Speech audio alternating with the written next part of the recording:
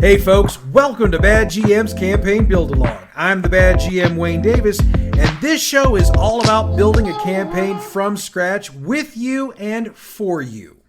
This season is all about the Fallout role-playing game, and if you need a copy of the rules, head over to your local game or bookshop, or grab your PDF or physical copy from the Modifius Entertainment website.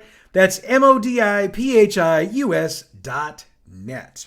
Now, before we get into new stuff, I've got a couple of notes from last week's show we need to get into.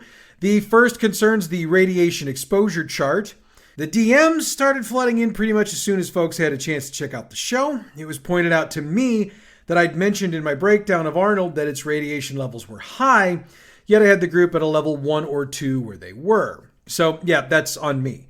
Set the initial level at a 3 or 4, and the second level at a 4 or 5. That should account for them being several miles away from the actual bomb site, and we'll say the heavier radiation doesn't blow to the north because the winds blow east-west, west-east, or north-south. It's playing with nature, I know, but it's a pretend world, right? I also realized during editing that I made a mistake when I was laying out the size of the ferry. I said during the description that there were square feet available for the hunt, but I should have said there were 10 square feet available. Sorry for the confusion. All right, so we've got corrections made. Let's move on. This week, we'll finally get back to another game recap from my group since we finally got to play again last week. But before we do that, how about we resolve our build from last week? But of course, before we write new stuff, we must recap the old stuff. Last week, the group took the final of the 4 jobs off the job board, and it required them to see Martin at the Lemay Ferry to discuss supplies he needed. They met up with him to find the supplies he was speaking of would involve the group crossing the river to hunt radstags, and if they were so inclined, Yao Guai. So they crossed, got a glance at the 2 families warring over this portion of the wasteland, and went hunting. They may have also had a bad interaction with members of the Lagerfield family, and that will change how some things work down the line. We ended last week's build with the group wrapping up their hunting expedition and heading back towards the ferry. Now, it occurs to me we never detailed how it would work with Martin and the ferry. Would he sit there and wait for them to come back, or would he give them a flare gun and have them fire it up when they got back to the bank? Honestly, that's your call. I'd be okay with handling it either way. And before we pick up, make note of where your group is vis-a-vis their Radix, Radaway, and radiation exposure per the chart we worked out last week, and that's available on the Bad GM Productions website. By my estimation, unless the group's got a lot of chems, they should be feeling the effects of the radiation at this point, and that's going to come into play as we go along. If, by chance, they cut the trip short when the chems ran out, things aren't going to be quite as bad, but I somehow suspect they chose to maximize their payout, so things aren't going to be that easy. What happens next happens regardless of whether or not the group had their encounter with the Lagerfields in the hunting grounds. I will note the differences between the two as we build. So, okay, how about we build? We pick up with the group making their way towards the east, back towards 6167 so they can cut north to the ferry. As they make their way to the intersection, they move back from a level 2 to a level 1 radiation zone, but they also get the impression that they're being watched. They can check, and we'll go ahead and give them that they notice what appears to be one person checking them out from the western side of 6167. He's definitely giving them the eye, and it should result in the group being more on alert than they'd been prior. The ambush comes as they move into the valley between the 2 hills. It comes without warning, and it all comes from the now northern side of the road. There's a dozen men shooting at them, and we'll use the upgraded Wastelander stats from last week. Should the group turn to the south to try to retreat, they'll run into another group, this one being the Mitchells. This group's the same size as the other one, and they'll open up on the group without warning as well. So we've got our group set up in a little hotbox situation here. And yes, I realize we've taken a bit of their choice away, but there's a little bit of thinking to it, so let me share it with you. While the group might not have had a run-in with the Lagerfelds are very aware the group was hunting on their lands. And since they're not 100% sure whose side the group's on, they decided to shoot first and question the survivors. The Mitchells' thoughts are that the group may not be on the side of the Lagerfelds, but they might be here from some other group that wants to get a foothold in the area, and they don't want the competition. So the group's most likely going to have to handle a running firefight through town to get to the ferry.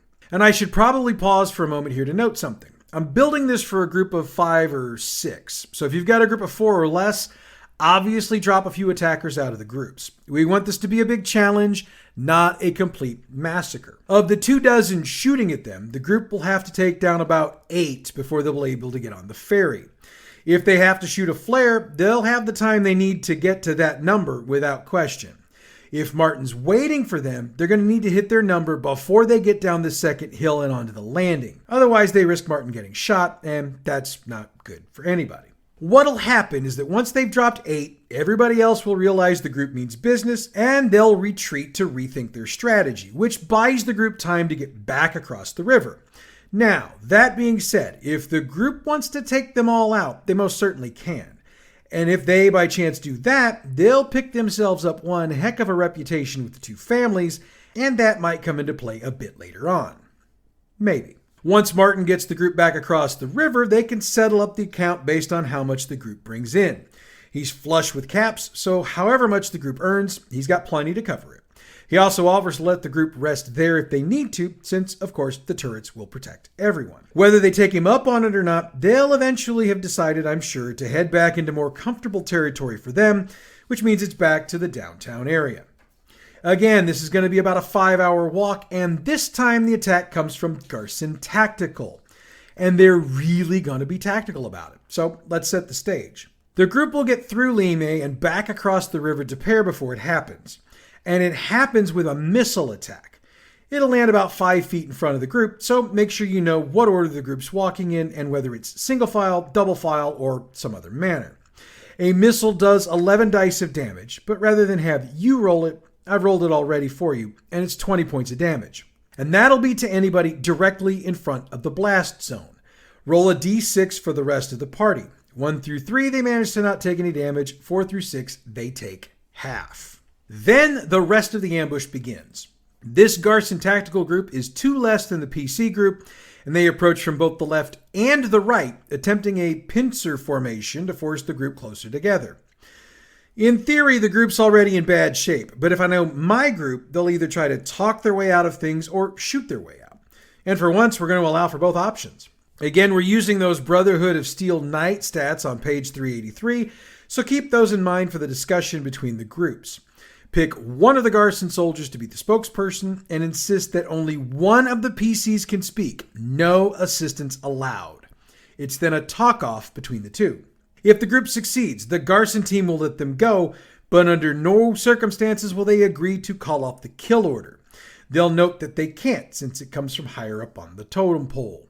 If the Garson team succeeds, fight's on. If all group members fall, they'll be healed to the minimum amount needed to keep them alive and are taken prisoner by the Garson team. We'll get to that in a moment.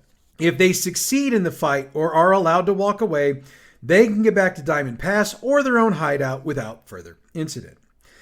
Before we move on with the good, let's draw out what happens if the bad happens.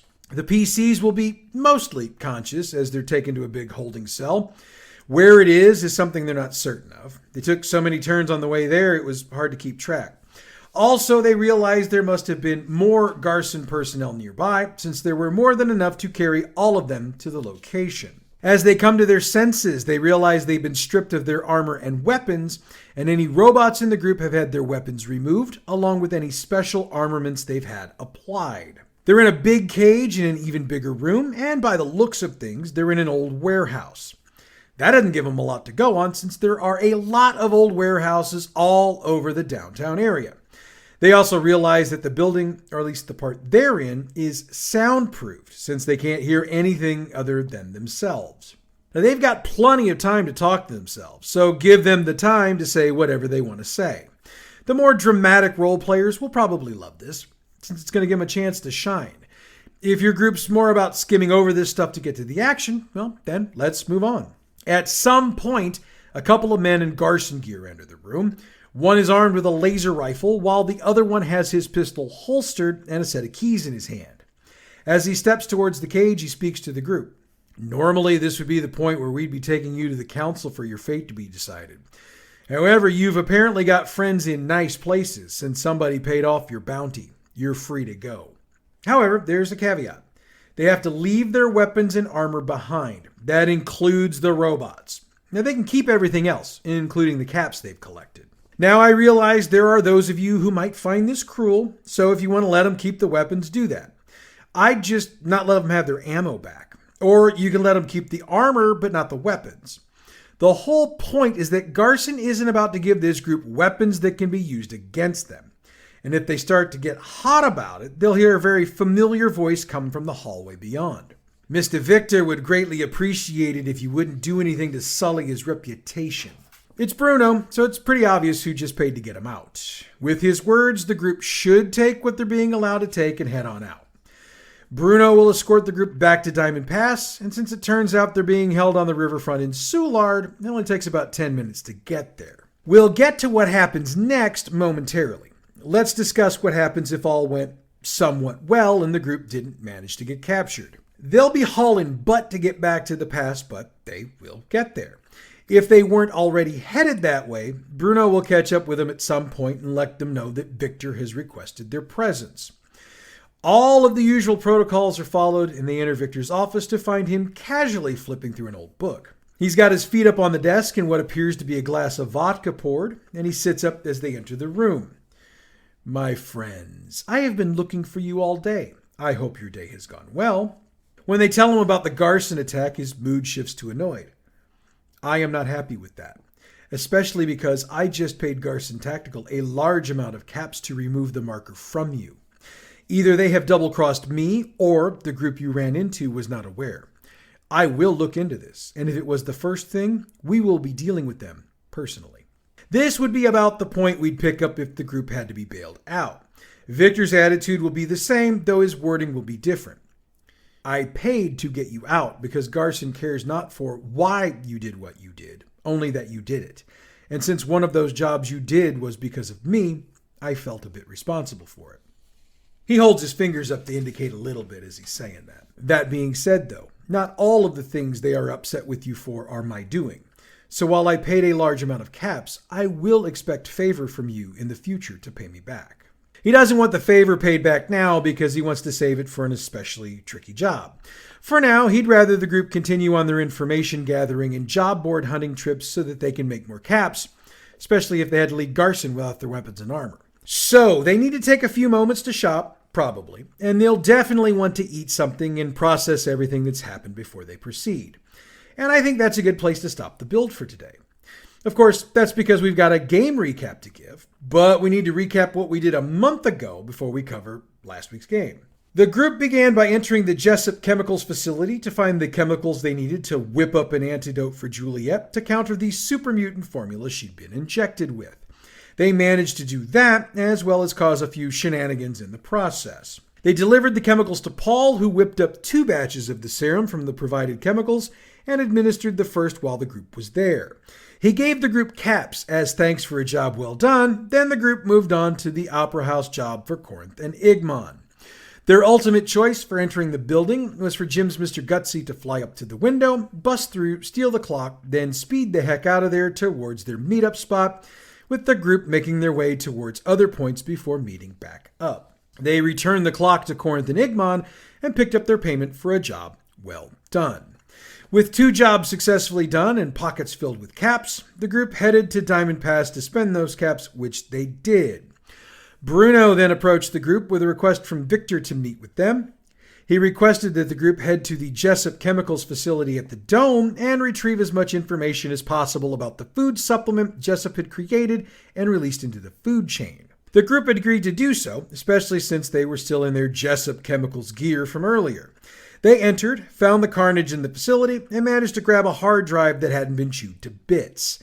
They returned to Victor, got access to a computer he didn't care about, and managed to find out that an order had been issued from somebody at Jessup to send all data to the Barnes Hospital facility, then delete it from the drives. So the group realized that they're going to need to get access to that information, and we ended the session with the group coming up with the idea of getting hold of a supervisor or other higher up within the Jessup hierarchy, since their argument was that the information had to have been sent wirelessly, and since that could be done, one of those supervisor types most likely had a Pip-Boy or similar device.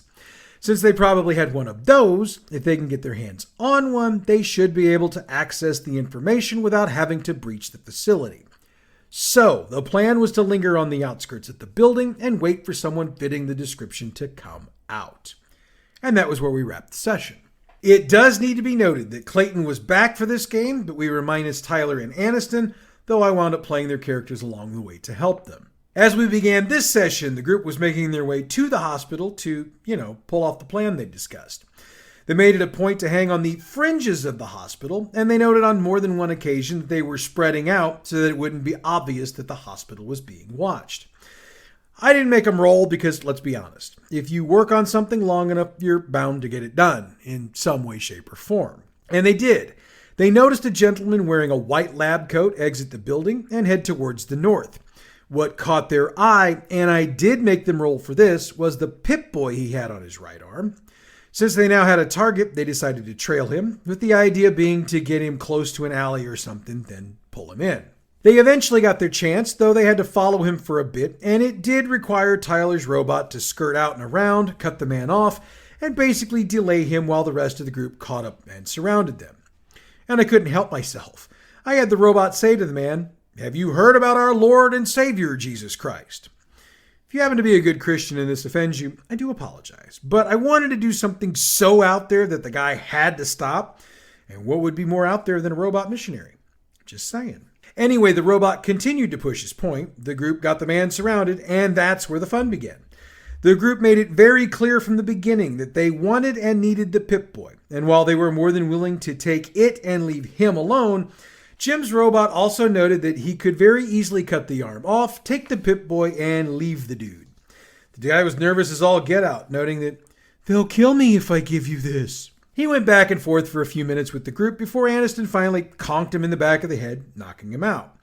They took the Pip-Boy, made sure he was safe in the alley, then Gabe decided to download all of the information he could get using the device into Tyler so that they could leave the Pip-Boy with the dude. They did, and Gabe checked out what they downloaded. He actually did that while it was being uploaded, but putting it here works for the flow of the story. I pulled Gabe aside and told him there were several files. There was one on the food additives, another on the organic limb replacement, an empty folder for garbage, a special file, a file that detailed the relationship between Garson Tactical and Jessup Chemicals, and a file with the Super Mutant Formula Project. They got back to Diamond Pass, and the group went to Victor to request a computer to load the info onto in order to see exactly what they got. Victor agreed, but the group also made a deal with him to sell him the rest of the information they dug up. We worked back and forth, but it was ultimately decided he would buy the rest of the information for 2,000 caps, which meant that with the caps he'd already offered for the food additive info, each group member got a tidy 300 caps. I mentioned all of the files except the secret file a moment ago, and of course Gabe wanted to try to open it. I told him that he was unable to do so, and I mumbled something about it being encrypted with stuff way more advanced than he'd ever seen. As agreed, the group gave Victor all the files, uploaded to Bruno as agreed upon. What they didn't tell Victor is that they'd kept a copy of everything for themselves, with their plan being to see if they could possibly sell a file or two to other interested parties. They had also decided that with all the caps they'd managed to pick up, it was probably time to set up a base of operations of their own. With a team of Protectron robots protecting a square block of real estate on the landing, they figured a building there would be the best choice. So they headed down and picked one out, and it was one that seemed to have the least amount of damage. They decided to use the Protectrons to help them rebuild, and while they started that, they decided to sell the Garson Tactical file to Barnabas O'Reilly, since the file does connect Garson and Jessup, and since the group had left evidence behind implicating Jessup in the theft of the clock, they figured they'd want it. And they were right. When they got access to Barnabas, he was so excited he actually gave them more caps than what they wanted. Don't ask, I got no successes plus a complication on my roll. It was one of those nights. They got another 2,400 caps out of him, plus an offer to work together again in the future. With more caps, they realized they could better equip the base they were setting up, so they put in a weapons table, armor table, and chemical station. They also decided to reinforce the walls by taking as many bricks as they could salvage and build another wall right against the existing wall in order to thicken the walls, thus providing better protection. Once the chemical station was up and running, they reached out to Paul to ask him to work for them, And while he didn't want to do that, he did agree to provide them with stim packs in exchange for being allowed to conduct chemical experiments. Needless to say, they put the chemical station on the roof of the building, which was probably a good idea. They also bought a generator, which they also put on the roof, and Gabe purchased a computer terminal for his use in decoding programs they come across, and of course the secret file is going to be one of the first he tries. Now, while they were doing that, they discussed selling some more of the information. They went back and forth on this, and I brought Melanie Zombrowski into the conversation as someone who would have the caps to spend for that type of information. They kicked around the idea of selling her the organic limb replacement file, but they also discussed how the information they have probably has a short shelf life, so if they didn't make a deal quickly, they might be out of luck. It was Jim who pointed out that thanks to the deal they made with Victor, if they piecemeal out the information to sell to others, word would likely get back to Victor, and since he's been a consistent source of caps for them to this point, making him mad would probably be a bad idea. So they decided they were done selling info. Scott suggested that rather than sell info, perhaps they should consider giving the info on the organic limb replacement to Diamond Pass Radio. After all, he argued, if they reported it, it would be out in the public and public opinion about Jessup could turn. He noted they could do it anonymously so that it couldn't come back on them later. Again, though, Jim noted that putting that information out there would probably be a bad idea since they sold it to Victor and have no idea what he might do with it. So that idea was scrapped as well. Now, at some point in all of this, they did meet with Victor to talk about the Barnabas deal and to talk about, their thought on giving the stuff to Diamond Pass Radio. Victor admitted that he was disappointed, but that he wasn't mad. He thought that, selling the information about Garson to Barnabas was probably a good idea in that it would drive him away from them into that. He also wasn't mad about the concept of giving the information to Diamond Pass Radio, as that was exactly what he was going to do with it. So like I said, he wasn't mad, he was just disappointed that they hadn't consulted with him on the information first. He just asked that moving forward, they check with him on that kind of stuff. Now, after nearly a month of working on their new base, Bruno came to them on behalf of Victor. Oh, and he knew where to find them because the group had shared their new address with both Victor and Barnabas O'Reilly in case either had a job for them. I made it a point to note how rare it is for Bruno to leave the pass to do errands for Victor. So if he's out, there's something seriously wrong. And I made sure to have Bruno speaking in a rushed tone. He told them that Victor needed to see them immediately, and he rushed off, the group following. This is where I dropped in the bit about the kidnapping of Corinth and Igmon. Once Victor laid out what had happened, the group decided to game plan getting into the hospital to get him out. At first, Victor was going to be the one to lend them the big weapons to use, but they ultimately decided that instead of making a lot of noise, they'd be better off taking out that turret with a pulse grenade than sneaking in through the hole in the wall. That is exactly what they did, and they got to Corinth and Igmon, cut them down, and got them back to Victor, where they were treated. They were thanked, and we ended the session there. And so that brings us to the end of this week's show. Next week, we'll pick up with stuff for our group to do next, and the idea is to present them with some options, so hopefully we'll give them a good spectrum to choose from. In the meanwhile, check out our other fine show, Role Playing History. This week, we deep dive the D&D settings Al-Qadim and Karatur. They are, in my opinion, a couple of very interesting settings that don't necessarily get the love they deserve.